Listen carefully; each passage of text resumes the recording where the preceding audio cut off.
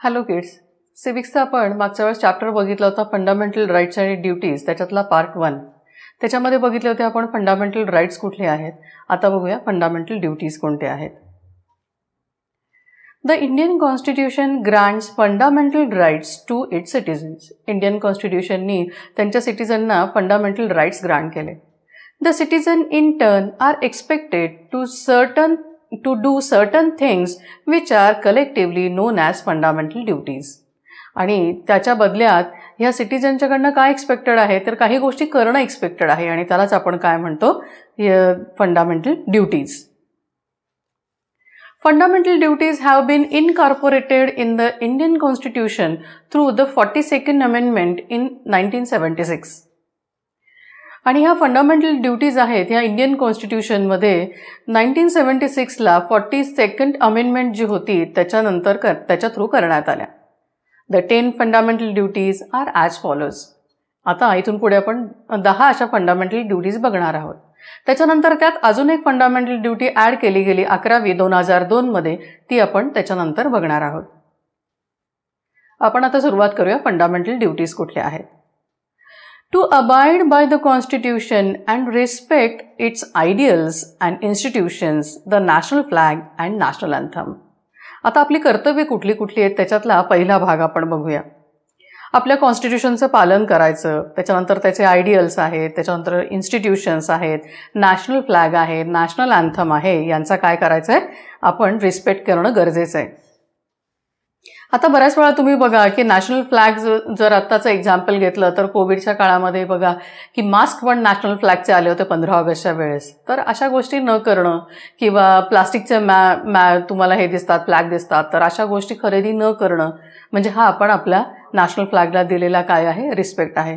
दुसरी गोष्ट, national anthem सुरू असताना बघा ऑटोमॅटिक आपण उभे राहतो किंवा काही लोक उभं राहत नाहीत. तर ह्या गोष्टी आहेत या काही बंधनकारक नाही आहेत की उभंच राहिलं पाहिजे किंवा बसून राहिलं तरी चालेल, असं कुठेही लिहिलेलं नाही आहे. पण एखादी व्यक्ती जर उभी राहिली नाही तर तिला रिस्पेक्ट नाही आहे असा अर्थ होऊ शकत नाही, किंवा आपण ती उभी राहिली नाही नॅशनल अँथम सुरू असताना म्हणून आपण तिला कोर्टात पण नेऊ शकत नाही. तर आपली ड्युटी काय आहे, ह्या सगळ्या गोष्टींचा रिस्पेक्ट बाळगला पाहिजे. दुसरं, to cherish and follow the noble ideals which inspired our national struggle for independence. म्हणजे काय, इंडिपेंडन्सचा स्ट्रगलच्या थ्रू इन्स्पायर झालेल्या ज्या नोबल आयडियाज आहेत त्या फॉलो करणं आणि चेरिश करणं. म्हणजे काय बघा, या स्वातंत्र्य लढ्यात बऱ्याच लोकांनी बलिदान दिलं, त्याच्यात बरेचसे लीडर्स होते, काही बाकीच्या व्यक्ती होत्या. तर ह्या लोकांचा अपमान न करणं किंवा त्यांच्या स्मारकांचं जतन करणं ही आपली जबाबदारी आहे. To uphold and protect the unity and sovereignty and integrity of India. आता पुढचं महत्त्वाचं काय आहे, ह्या सगळ्या गोष्टी ज्या आहेत, युनिटी आहे. आता भारताचा विचार केला तर बऱ्याचशा जातीचे धर्माचे लोक इथं राहतात, ते त्यांचं कल्चर फॉलो करत असतात. त्यामुळं त्यांना कुठलाही त्यांच्या ह्या सगळ्या प्रोसेसमध्ये कुठलाही तडा जाता कामा नये किंवा त्यांना कुठला डिस्टर्ब होता कामा नये, ह्या गोष्टींची आपण काळजी घ्यायची. मग या माध्यमातून काय होईल, युनिटी आपली राखली आहे. सोव्हिनॅरिटीचा अर्थ आता आपल्याला माहिती आहे, पहिल्या चॅप्टरमध्ये आपण बघितलं आहे. आणि इंटिग्रिटी ऑफ इंडिया, भारतातली एकात्मता आपण टिकून राहिली पाहिजे. To defend the country and render national service if and when required.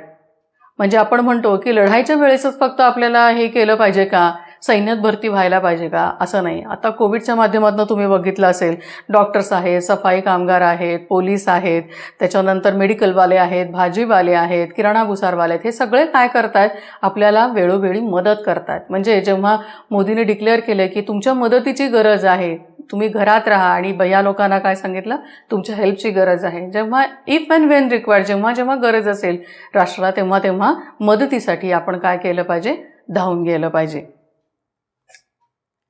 To promote harmony and the spirit of brotherhood amongst all the citizens, irrespective of religion, linguistic and regional or sectional diversities, give up practices derogatory to the dignity of woman. आता हे सांगण्याचं reason असं आहे की सगळ्या भारतीयांमध्ये harmony आणि बंधुभाव आपण म्हणतो ना, हा एक राहिला पाहिजे. मग तो कुठल्या जातीचा आहे, कुठल्या भाषेचा आहे, कुठल्या एरियात राहणारा आहे, किंवा वेगवेगळे सेक्शन्स दिलेले आहेत त्याची डायव्हर्सिटी आहे, की ह्या सगळ्या गोष्टींपासून काय केलं पाहिजे, ह्या बाजूला ठेवल्या गेल्या पाहिजेत. दुसरी महत्त्वाची गोष्ट काय आहे, स्त्रियांच्या डिग्निटीला म्हणजे त्यांच्या सेल्फ रिस्पेक्टला कुठे हार्म पोचणार नाही ना, याची काळजी घेतली पाहिजे. याचं एक उदाहरण द्यायचं झालं तर बघा, स्त्रिया ह्या सुद्धा पुरुषांपेक्षा कुठल्या क्षेत्रात कमी नाही आहेत. त्यामुळं त्यांना कमी दाखवणं किंवा तुम्हाला हे जमणार नाही ह्या गोष्टी आहेत, म्हणजे त्यांचं सेल्फ रिस्पेक्ट कुठेही कमी होणार नाही, या गोष्टींकडे आपण जास्त करून लक्ष दिलं पाहिजे. कारण का, कायद्याच्या समोर सगळे लोक काय आहेत, समान आहेत. To value and preserve the rich heritage of our composite culture. सगळ्यात महत्त्वाचं काय, आपलं कंपोजिट कल्चर जे आहे त्याचे हेरिटेज प्रिझर्व करणं आणि त्याचे व्हॅल्यू ठेवणं.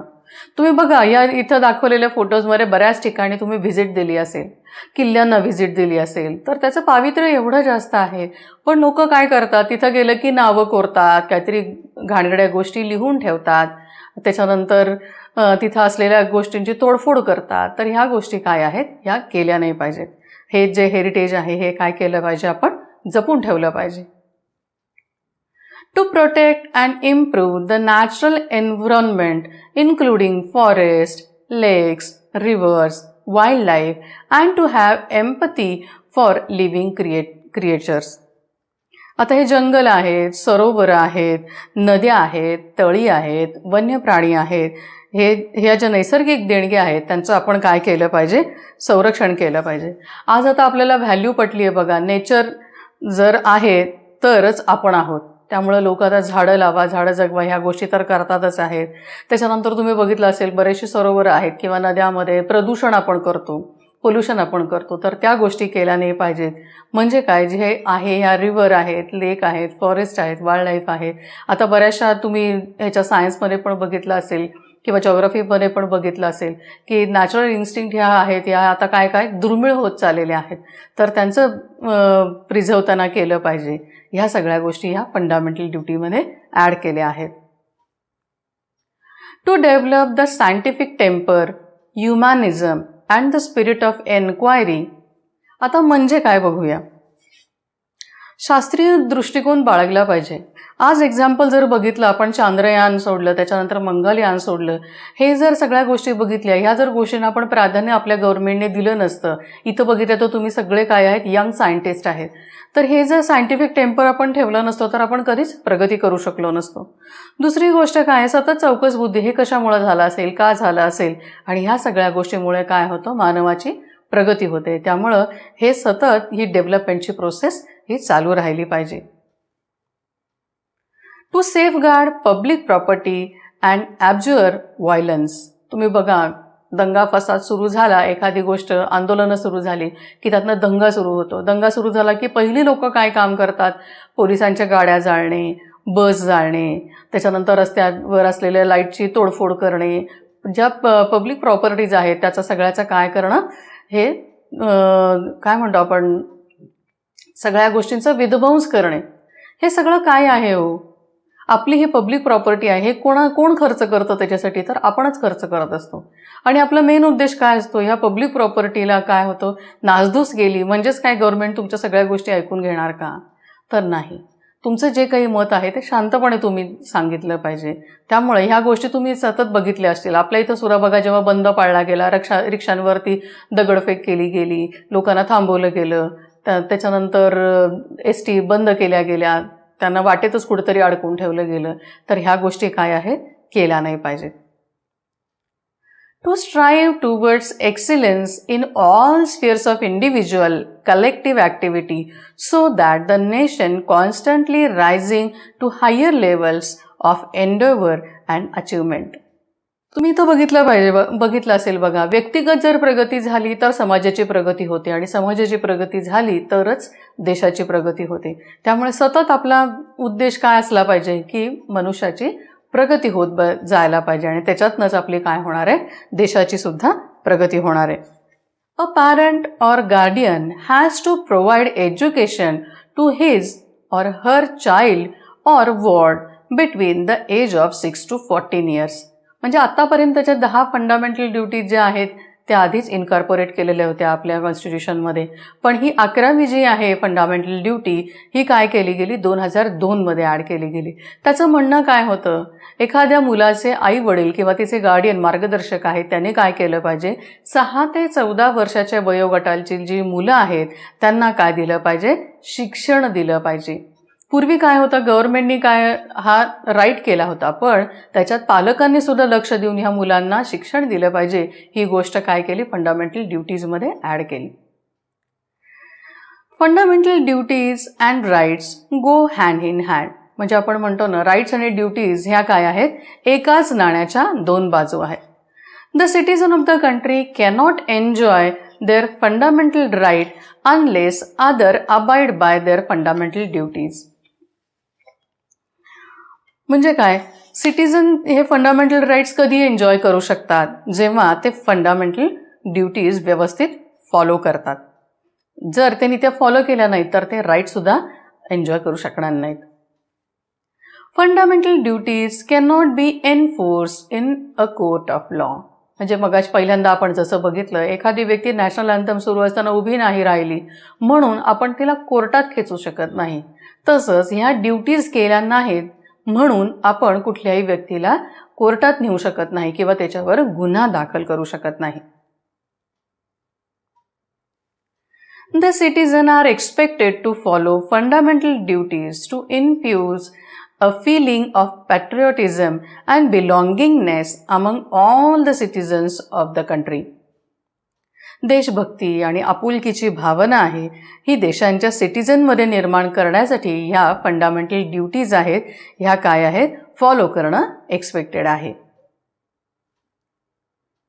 Rights and duties enable good interaction between the people and give them a sense of responsibility towards themselves, other people and the nation. आता हे राईट्स आणि ड्युटीज आहेत, हे काय करतात, लोकांमध्ये चांगलं इंटरॅक्शन घडवतात. त्यांना स्वतःबद्दल, दुसऱ्याबद्दल, देशाबद्दल जबाबदारीची काय करून देतात, जाणीव करून देतात. आता राईट फॉर ऑल म्हणजे काय बघूया. After 7 decades of independence, there are certain socio-cultural issues that still need to be tackled. आता आपल्याला देशाला स्वातंत्र्य मिळून परवा बघितलं तुम्ही 74 इयर्स झाले, पण तरीसुद्धा अजून काही सोशो कल्चरल इश्यूज आहेत जे टॅकल करणं गरजेचं आहे. Although all citizens enjoy fundamental rights, सगळे सिटीजन्स काय करतात, फंडामेंटल राईट्स एन्जॉय करतात. Special provisions have been made for children, women and backward classes. पण तरीसुद्धा आपल्याला काही स्पेशल प्रोव्हिजन्स कराव्या लागल्या. कुणाकुणासाठी, तर चिल्ड्रनसाठी कराव्या लागल्या, वुमन्स बायकांसाठी करायला लागल्या आणि काही बॅकवर्ड क्लासेस होते त्यांच्यासाठी सुद्धा करायला लागल्या. आता चाइल्ड लेबरकडे वळूया. The Child Labor Prohibition and Regulation Act was passed in 1986 to protect homeless and poor children from being exploited by others. आता हा चाइल्ड लेबर जो प्रोहिबिशन आणि रेग्युलेशन ॲक्ट आहे तो 1986ला पास झाला. हे कशासाठी आपण हा ॲक्ट केला, तर जी होमलेस म्हणजे ज्या मुलांना घरच नाही आहे अशी मुलं अँड पुअर चिल्ड्रन, जी गरीब मुलं होती, त्यांचं काय केलं जातं, इतरांकडनं एक्सप्लॉयटेशन केलं जात होतं. तर त्या मुलांना प्रोटेक्ट करण्यासाठी हा चाइल्ड लेबर ॲक्ट केला गेला. The Act prohibited employment of children less than 14 years of age in 83 hazardous occupations such as factories, hotels or as domestic laborers. आता तुम्ही तुमच्या आजूबाजूला सुद्धा बघितलं असेल, आता हे प्रमाण खूप कमी आले, पण आम्ही जेव्हा लहान होतो ना तेव्हा वीटभट्टीवरती काम करणारी मुलं असायची, त्याच्यानंतर गॅरेजमध्ये हाताखाली काम करणारी मुलं असायची, त्याच्यानंतर भांडी घासणारी मुलं असायची, चहा बनवून देणारी मुलं असायची. ही सगळी जी आहेत ही मुलांना काय व्हायचं, हे काम दिलं जायचं. डोमेस्टिक लेबर म्हणजे घरगुती काम करणारी म्हणून त्यांना काम दिलं जायचं. या ॲक्टनी काय केलं, 14 वर्षाच्या खालची जी मुलं आहेत त्यांना असे 83 हजार्डस ऑक्युपेशन्स आहेत ते करण्यासाठी बंदी घालण्यात आली. मग त्याच्यामध्ये काय काय होतं, काही फॅक्टरीजमध्ये काम करणारी मुलं होती, हॉटेल्समध्ये काम करणारी होती, घरगुती काम करणारी, धुणं भांडी केअरफरशी करणारी ही जी मुलं होती, यांना सगळ्यांना काय घेतलं गेलं, ही ॲक्टनुसार बंदी घालण्यात आली. After independence poverty and lack of education had forced thousands of children into bonded labor. आपल्या इंडिपेंडन्स नंतर काय झालं, गरिबी आणि शिक्षणाची कमी या दोन गोष्टींमुळे काय झालं, मुलांना या बॉन्डेड लेबर म्हणून काम करण्यासाठी फोर्स केला गेला. Most of the children were ill treated and kept in inhuman conditions with inadequate nutrition. त्याच्यापैकी बऱ्याच मुलांना काय झालं, त्यांना ट्रीटमेंट चांगली दिली जायची नाही, सतत त्यांचा अपमान करणं, त्यांना घाणेरड्या ठिकाणी राहायला देणं, त्यांना जेवण चांगल्या प्रतीचं न देणं, अशा सिच्युएशन्सना फेस करायला लागलं. They were not allowed to educate themselves as well. आणि ते स्वतः शिक्षणसुद्धा घेऊ शकत नव्हते, अशी त्यावेळेची परिस्थिती होती. Kailash Satyarthi, a child rights activist, founded an NGO Bachpan Bachao Andolan to rescue children from bonded labour and slavery. आता हे चाइल्ड राईट ॲक्टिव्हिस्ट जे होते कैलास सत्यार्थी, त्यांनी काय केलं, एक NGO स्थापन केली. ती होती बचपन बचाव आंदोलन. हे कशासाठी केलं गेलं, तर हे बॉन्डेड लेबर आणि स्लेव्हरी जी होती हे ह्याच्यातनं ह्या मुलांना बाहेर काढण्यासाठी.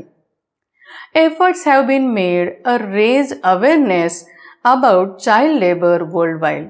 आणि तेव्हा पूर्ण जगभरच हे चाइल्ड लेबर आहे त्यांना ह्यातनं बाहेर काढण्यासाठी खूप मोठ्या प्रमाणात अवेअरनेस क्रिएट केला गेला. It is mainly due to Kailash Satyarthi's hard work that the child labour prohibition and regulation act was passed by the Indian government in 1986 to protect homeless and poor children from being exploited by others. या कैलास सत्यार्थींनी खूप hard work केल्यानंतर Indian गव्हर्नमेंटनी हा child labour prohibition and regulation act 1986 मध्ये pass केला. आणि ह्याचं reason काय होतं, जी होमलेस, ज्याच्यांना घरं नाहीत अशी मुलं आणि गरीब मुलं यांना इतरांकडून हे एक्सप्लॉइट होऊ नये, त्याच्यासाठी हा कायदा केला गेला. After the amendment, this act is now known as the Child Labor Prohibition and Regulation Amendment Act 2016. आता अमेंडमेंट नंतर हा act child labour prohibition and regulation amendment act 2016 असा म्हणून ओळखला जायला लागला. This act prohibited employment of children less than 14 years of age in all occupations. पहिल्यांदा काय होतं, 83 अशी हजार्डस ऑक्युपेशन्स होती ज्याच्यात ही मुलं काम करण्यासाठी बंदी घातली होती. पण नंतर हे जी अमेंडमेंट झाली त्याच्यामध्ये 14 वर्षाखालील कुठल्याच मुलाला कुठलंही ऑक्युपेशन करण्यासाठी काय करण्यात आली, या ॲक्टनुसार बंदी घालण्यात आली. Discrimination against woman. Woman in India enjoy equal rights as men. आता इंडियातल्या ज्या वुमन आहेत त्यांना इतर पुरुषांप्रमाणेच हक्क आहेत. In spite of it much discrimination is made against them. पण असं असलं तरीसुद्धा त्यांच्यात हा भेदभाव केला जातो. The government has made special provisions for them.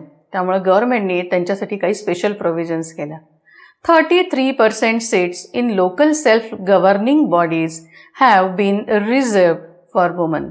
आणि गव्हर्नमेंटने काय केलं, जे पंचायत राज आपण ज्याला लोकल सेल्फ गव्हर्नमेंट म्हणतो, अशा सगळ्या ठिकाणी स्त्रियांसाठी 33% जागा ह्या राखीव ठेवल्या. आता human rights. Apart from fundamental rights there are some other rights as well that are universal in nature. आता या फंडामेंटल राईट्स व्यतिरिक्त सुद्धा इतर काही राईट आहेत, ते सगळीकडे सारखे आहेत. Countries such as France, England and USA advocated the importance of right to all individuals. The term human right is a relative new and became famous after the United Nations General Assembly announced the Universal Declaration of Human Rights in 1948. Fundamentals आपण मगाशी बघितलं की fundamental right व्यतिरिक्त सुद्धा काही right आहेत. France, England आणि USA यांनी या इंडिव्हिज्युअलसाठी ह्या राईटचे महत्त्व ॲडव्होकेट केलं आहे.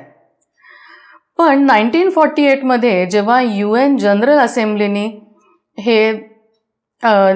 असेंब्लीने universal declaration of human rights announce केली, तेव्हा ह्युमन राईट्स ही नवीन टर्म फेमस झाली.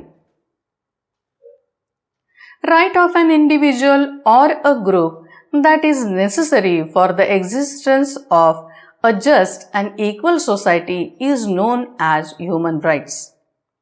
जस्ट आणि इक्वल सोसायटीच्या एक्झिस्टन्ससाठी गरजेच्या असणाऱ्या इंडिव्हिज्युअल किंवा ग्रुपच्या राईट्सना आपण काय म्हणतो? Human rights. Human rights and interests are universal in nature as they are pertinent for all humans present and future. आणि ह्युमन राईट्स आणि इंटरेस्ट हे नेचरमध्ये काय आहे? युनिव्हर्सल आहेत आणि ते आताच्या आणि फ्युचरमधल्या सर्व ह्युमन्सना लागू आहेत. इथं काय झालं? हा फंडामेंटल राईट्स आणि ड्युटीजचा पार्ट 2 संपला. ह्याच्यात आपण काय काय बघितलं तर फंडामेंटल ड्युटीज कुठल्या कुठल्या आहेत, राईट टू ऑल म्हणजे काय, चाइल्ड लेबर ही कॉन्सेप्ट, त्याच्यानंतर त्याच्यावर केलेला ॲक्ट आपण बघितला, डिस्क्रिमिनेशन अगेन्स्ट वुमन ते आपण बघितलं, त्याच्यानंतर ह्युमन राईट्स म्हणजे काय ह्या गोष्टी आपण ह्या चॅप्टरमध्ये बघितल्या. ह्या चॅप्टर देण्याचं रिझन काय आहे? जसे राईट्स आपल्याला दिलेले आहेत तसंच काही ड्युटीजसुद्धा आपण फॉलो केल्या पाहिजेत. या चॅप्टरचे PPT आहेत, व्हिडिओ आहेत, त्याच्यानंतर क्विज आहे, वर्कशीट आहे, हे आपल्या ॲप आणि वेब पोर्टलवर अवेलेबल आहेत. कळलं नाही तर हे व्हिडिओज पुन्हा बघा. आणि इथे हा आपला चॅप्टर संपतो, fundamental rights and duties. Thank you.